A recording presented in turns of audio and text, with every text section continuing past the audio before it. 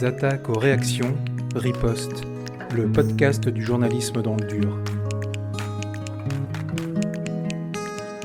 Plus que jamais, le journalisme est un sport collectif et de combat, sans grande boxe ni retouche IA. Contre les obsessions fascisantes, les manipulations médiatiques et autres polarisations politiques, l'information est au cœur de la bataille des récits. Riposte, c'est le nom de ce podcast, un outil démocratique pour réenclencher l'impact citoyen, un petit manuel d'autodéfense intellectuelle pour se réarmer et défendre nos communs. Alors, micro en main, avec Juliette Demey, nous avons profité de l'édition 2025 des Assises du journalisme de Tours pour enchaîner les entretiens. Avec des chercheurs, des lanceurs d'alerte, des parlementaires et bien sûr des journalistes. Des témoignages qui documentent les atteintes contre la liberté d'informer, autant d'axes de réflexion possibles pour préserver le droit de savoir. Riposte, le podcast du journalisme dans le dur, c'est parti.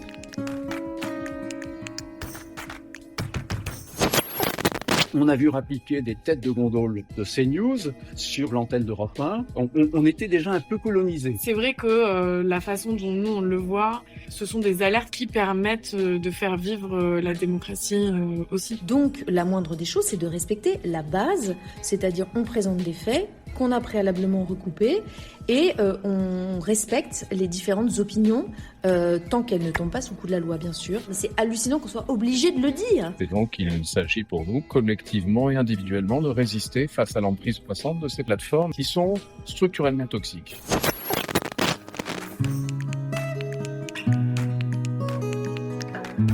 Moins connue que les grèves historiques qui secourront les rédactions d'ITélé et du JDD, la révolte des salariés d'Europe 1 est symptomatique des raids médiatiques menés par Bolloré. Nous sommes au printemps 2021, très exactement le 17 juin, quand une quarantaine de salariés, sur les 204 que compte la radio privée, provoquent une assemblée générale. Parmi eux, Olivier Samin, reporter depuis 39 ans à Europe 1, le représentant du syndicat national des journalistes sonne l'alarme. Dans le viseur des grévistes, une nouvelle grille des programmes déclinée sur celle de CNews, un calque qui annonce un virage éditorial ultra-conservateur, alors même que la campagne pour la présidentielle de 2022 démarre. Face à cette brutale reprise en main, les salariés décident d'enclencher le rapport de force et le médiatisent auprès de leurs auditeurs, mais aussi auprès des principales sociétés des journalistes du pays, un parti pris qui n'est pas un simple baroud d'honneur face au milliardaire et son combat civilisationnel. Il se révélera même être stratégique auprès de l'opinion publique. La suite, c'est Olivier Samin qui la raconte.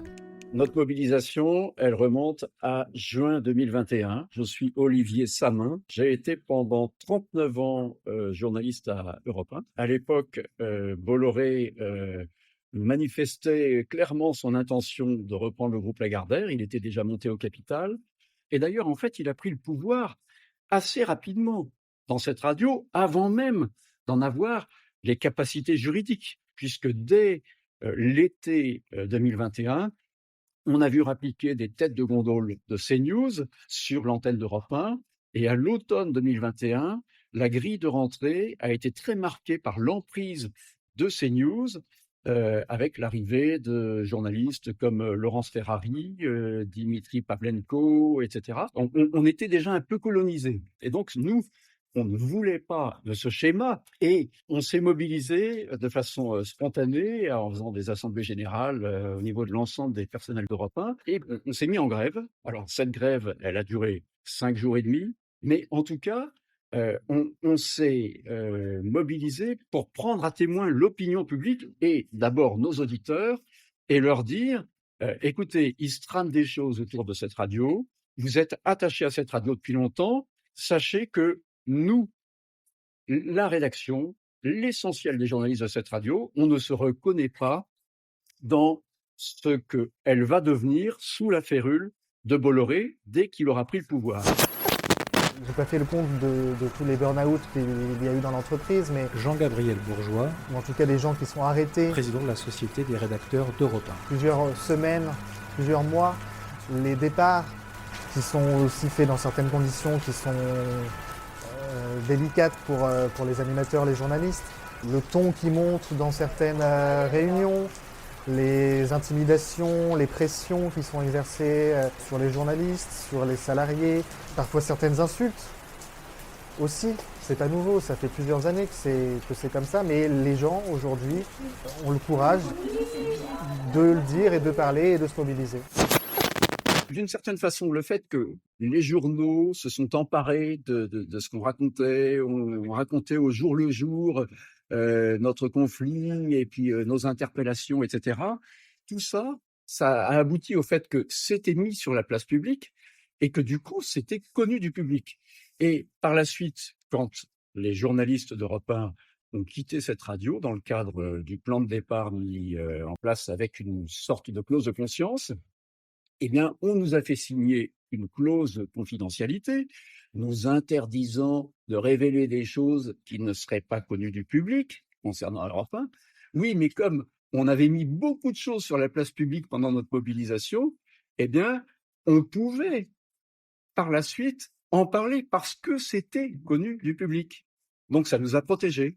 C'est un aspect qui est intéressant pour combattre justement cette clause de confidentialité qui est imposée par beaucoup de groupes et qui en fait muselle la parole. Bon, ben nous, on a pu s'en affranchir grâce à cette médiatisation que nous avons sollicitée. C'était aussi notre motivation. On savait bien que le bulldozer Bolloré ne s'arrêterait pas face à une mobilisation et une grève de 5 jours d'une centaine de journalistes d'Europe 1. Mais au moins, le fait de mettre sur la place publique, de sensibiliser, de créer du débat, de faire prendre conscience aux auditeurs et aux citoyens de ce qui se trame avec l'arrivée d'un groupe qui a des intentions politiques affichées et qui veut transformer les médias d'information en des médias d'opinion, eh ben, c'est important que ça soit connu et au moins on a apporté cette petite pierre au combat pour une information libre.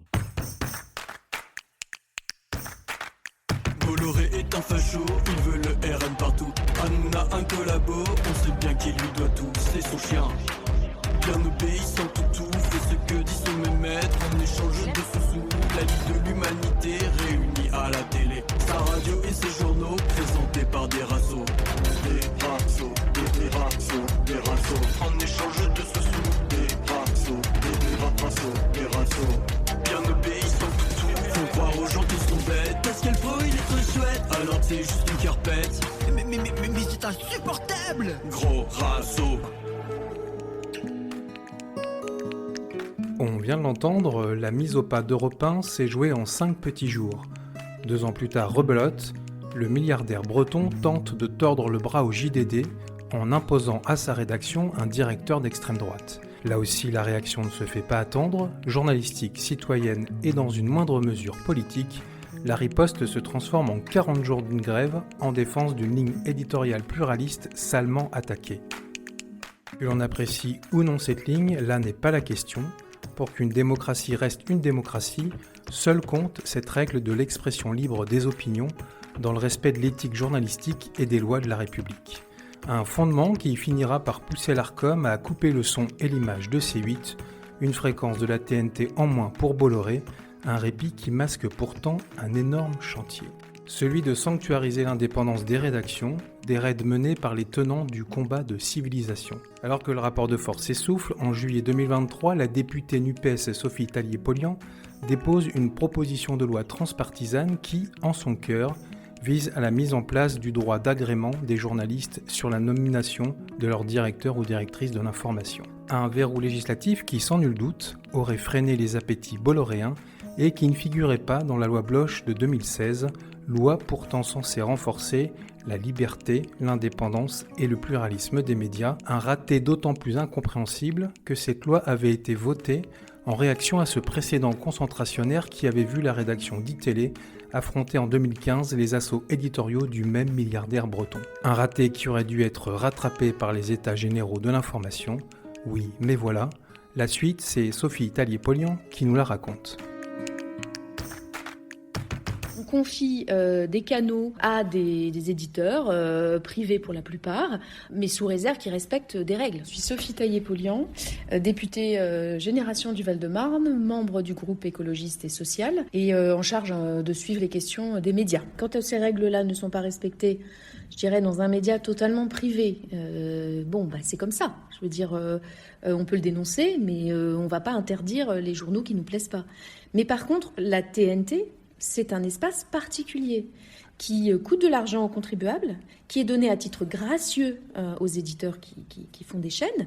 Donc, la moindre des choses, c'est de respecter la base, c'est-à-dire on présente des faits qu'on a préalablement recoupés et on respecte les différentes opinions tant qu'elles ne tombent pas sous le coup de la loi, bien sûr.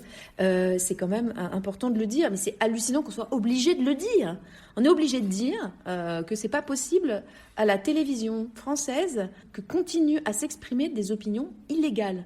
Vous voyez le niveau auquel on en est arrivé. Donc c'est indéniablement une bonne nouvelle que cette légitimité très forte que confère la présence sur la TNT ne soit pas donnée à des gens qui ne respectent pas les règles de la bienséance, premièrement, concernant Cyril Hanouna, et les règles de la déontologie journalistique concernant CNews. Moi, je trouve que la disparition de C8 est une bonne nouvelle, mais le maintien de CNews est une mauvaise nouvelle. C'est une décision de l'Arcom, j'en prends acte.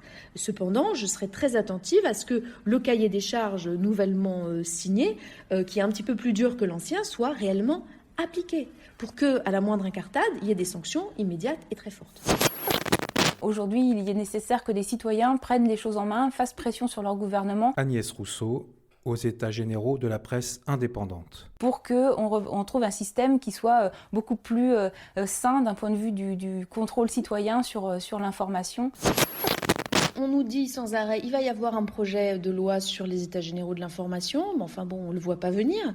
Et par contre, ce qu'on voit venir, et on voit l'insistance et la pugnacité de la ministre de la Culture à inscrire à l'ordre du jour un projet de loi ou une proposition de loi de fragilisation de l'audiovisuel public. Moi, je qualifie un projet de loi de fragilisation, qui est d'autant plus grave dans la situation que je viens de décrire précédemment. C'est le fait qu'on nous impose des sujets qui ne sont pas du tout urgents à l'ordre du jour, qui vont même dans le mauvais sens, alors qu'il y aurait une majorité, je pense, pour un projet de loi large, fort, issu des états généraux de l'information, pour aller dans le bon sens. Pourquoi on ne commence pas par ce sur quoi on a une majorité et qui va dans le bon sens? Toutes les personnes qui se réclament de la démocratie, qui ne sont pas affiliées ou proches de l'extrême droite, sont prêtes à la voter.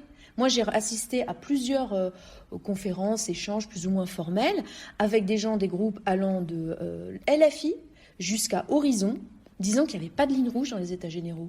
Donc ça veut dire quand même qu'on peut avancer, pourquoi on ne commence pas par là? Donc je pense que la première bataille, elle est sur les mots, et de dire qu'est-ce que c'est la liberté d'expression, et qu'est-ce que c'est la garantie d'accès aux citoyens à l'information. Donc exprimer des opinions, c'est une chose. Mais sur le canal de la TNT, l'obligation, c'est que les différentes opinions s'expriment. Ça, c'est absolument essentiel. Et c'est ce qui n'est pas respecté, toujours pas d'ailleurs, je crois, sur CNews. Ça fait un moment que je ne l'ai pas regardé. Donc, ce sont des donneurs de leçons et il ne faut pas qu'on s'en laisse compter et qu'on puisse reprendre à la base, et notamment par l'éducation aux médias, qu'est-ce que c'est que la liberté d'expression, qu'est-ce que c'est que des garanties qui doivent être données d'accès à l'information à tous les citoyens, citoyennes. Voilà, et tout ça, c'est constitutif de la démocratie. Tu la sens, la lumière? L'histoire qui s'accélère, la sensation de danger. C'est le genre de lumière dans laquelle on s'enfonce. Qui dit t'en vas pas? Assieds-toi. Dire des bêtises, faire une bêtise. La nuit, sans défense. Une fois, deux fois, trois fois. Entrer dans une salle de classe n'est jamais anodin. D'ailleurs, on n'entre pas dans une classe, on y est invité. Cette entrée n'est pas un quelconque retour en enfance, c'est une responsabilité, celle de prendre en cours une réflexion collective et de l'accompagner.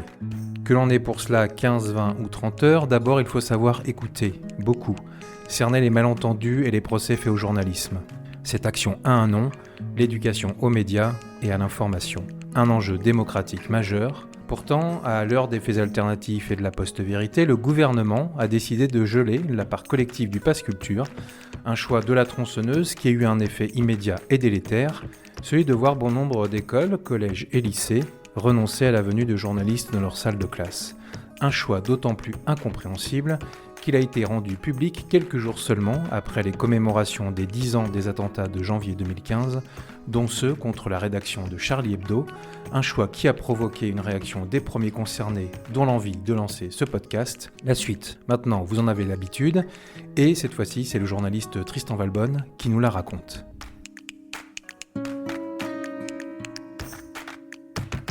Par paradoxalement, il n'y a jamais eu autant de financement non plus pour l'éducation aux médias que ces dernières années, et c'est quelque chose qui va plutôt croissant, même s'il y a eu ce gel actuel. Tristan Goldbraun, journaliste, responsable de l'éducation aux médias et la sensibilisation des publics cibles à l'association La Chance pour la diversité dans les médias. La part du Pass Culture, elle a été augmentée ces dernières années. Nous, on le voit aussi avec les appels à projets sur les résidences, avec l'investissement d'un certain nombre de financeurs sur la question. Donc aujourd'hui, effectivement, on voit bien avec le contexte actuel, avec les enjeux aussi internationaux, notamment en période de conflit, au niveau de la guerre informationnelle et politiquement plus généralement, l'information aujourd'hui, c'est quelque chose de précieux. Il y a péril dans la demeure, pas que au niveau du gel du Pass Culture. Et donc, voilà, il faut aussi armer les citoyens et les citoyennes de demain par rapport à ça. J'ai un ancien bénéficiaire qui me disait l'éducation aux médias, c'est le journalisme dans sa forme la plus noble, au sens où on redonne la parole à un public qui se l'est vu parfois confisqué.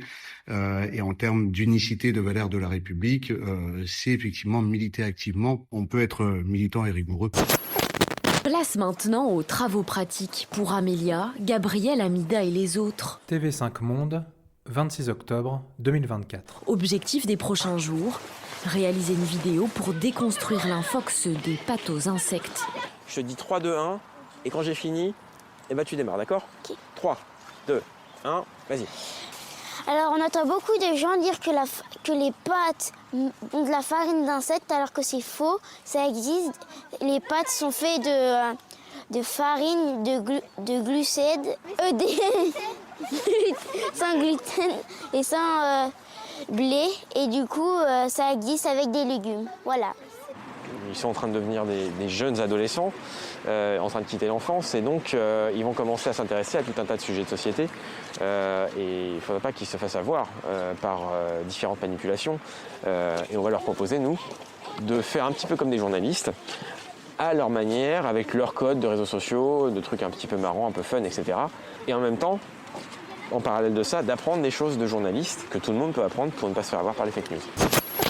Ce qui a été très problématique, c'est la façon dont ça a été fait. C'est-à-dire que ça a été très brutal, et ça a été brutal à la fois pour les enseignants qui portent à bout de bras aussi des projets tout au long de l'année, les intervenants et les intervenantes qui se mobilisent aussi pour préparer ces projets en amont, ou parfois qui les portent, et puis pour les élèves aussi qui devaient en bénéficier. Il y a une grande question aujourd'hui qui est effectivement, si on érige l'éducation aux médias comme une priorité, quid de la structuration des acteurs et des actrices de l'éducation aux médias, quid de cette question financière, parce qu'il y a des acteurs et des actrices aussi plus ou moins intéressés.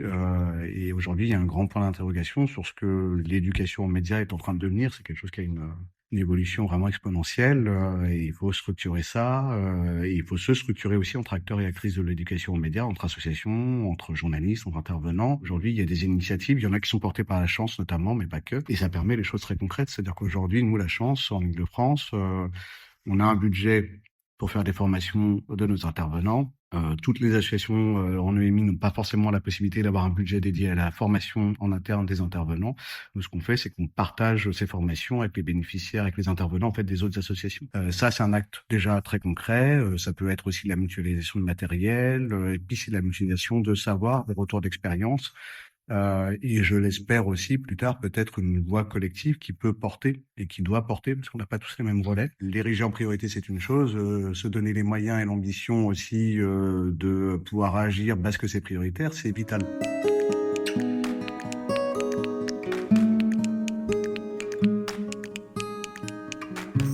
Ainsi se termine Riposte, le podcast du journalisme dans le dur, un podcast réalisé par Pierre-Yves Bulto avec la complicité de Juliette Demey. Ciao.